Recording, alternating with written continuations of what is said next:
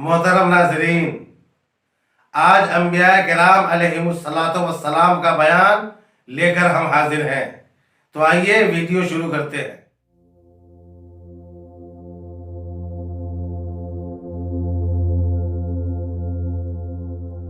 نبی وہ بشر ہے جس کی طرف اللہ کی وحی آتی ہو، خواہ وہ تبلیغ کرنے پر مامور ہو یا نہ ہو، اور رسول اس شخص کو کہتے ہیں جس کی طرف اللہ کی وحی بھی آتی ہو اور وہ تبلیغ دین پر مامور بھی ہو۔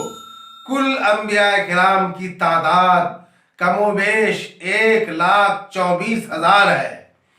ان میں رسول کی تعداد 313 ہے، اور قرآن مقدس میں صراحت کے ساتھ یعنی کھلے انداز میں 26 انبیاء کرام کے نام مذکور ہیں۔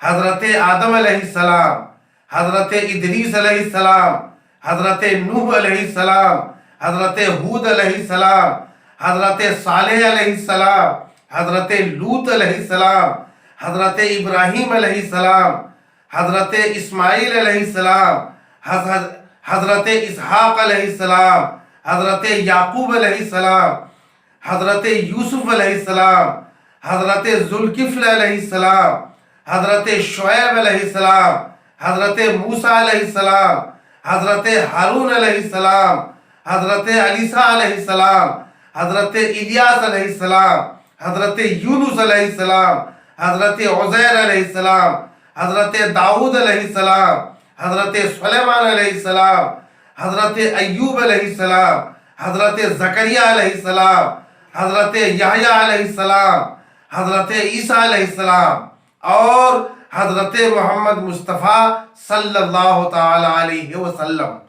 اور 3 نبیوں کا ذکر مبہم طور پر قرآن پاک میں مذکور ہے، حضرت شمویل اور حضرت یوشع اور حضرت خضر علیہم السلام۔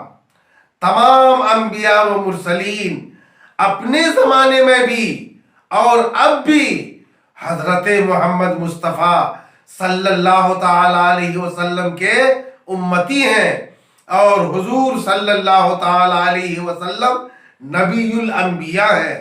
حضرت یعقوب علیہ السلام کی اولاد کو بنی اسرائیل کہتے ہیں۔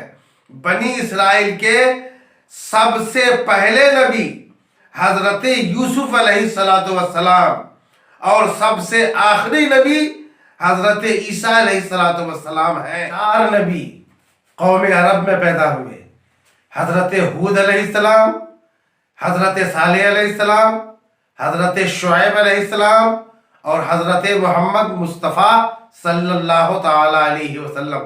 تمام انبیاء کرام اعلان نبوت سے پہلے اور اعلان نبوت کے بعد ہر قسم کے صغیرہ و کبیرہ یعنی چھوٹے بڑے تمام گناہوں سے محفوظ اور معصوم ہوتے ہیں۔ ان سے کسی گناہ کا صادر ہونا شرعاً محال ہے۔